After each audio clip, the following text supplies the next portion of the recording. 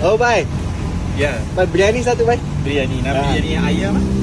Dum chicken lah. Ada chicken boleh. Dum chicken. Okay. Okay.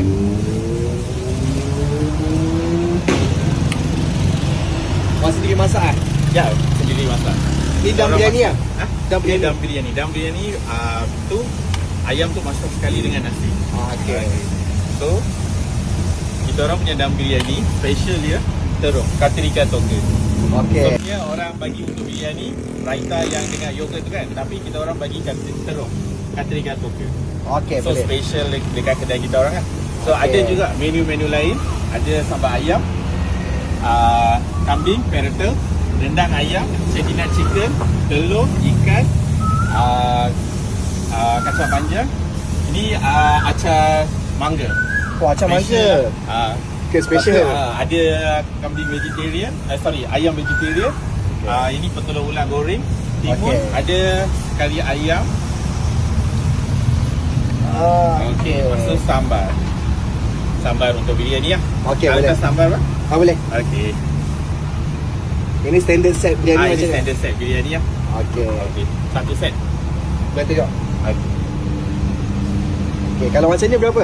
Kalau macam ni 13. 13. Ya. Okay. Lagi sekali tunjuk.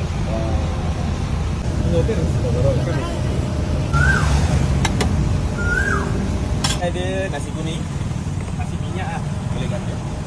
Sekejap Okey, nasi minyak. Okay, nasi Lepas minyak. tu ada nasi putih. Okay. Okey, so untuk nasi putih dengan nasi minyak boleh pilih lauk yang saya kata tadi ya. Okay, boleh buat nasi minyak satu. Okey, boleh. Nasi minyak selalunya combo dia, semua orang suka sambal ayam, Okay. acar timun dengan sambal. Okay. So you yang buat, mana okey. you buat paling sedap punya. Okey. Ni combo biasa orang order lah. Combo biasa orang order. Sebab kalau combo ni kan tak boleh nak separate lah. Sambal ayam, nasi minyak. Okay. Macam Melayu punya style juga nasi minyak lah. Lepas tu ada sambal. Okey. Kalau macam ni RM10 satu set. RM10 je? Ya. Okay, nice. Okey. Kita orang dari pukul 6 sampai pukul 12 malam. Okay. Lepas tu kita orang buka hari Isnin sampai hari Jumaat. Hari Sabtu. Hari Ahad satu hari cuti ya. Cuti Ahad.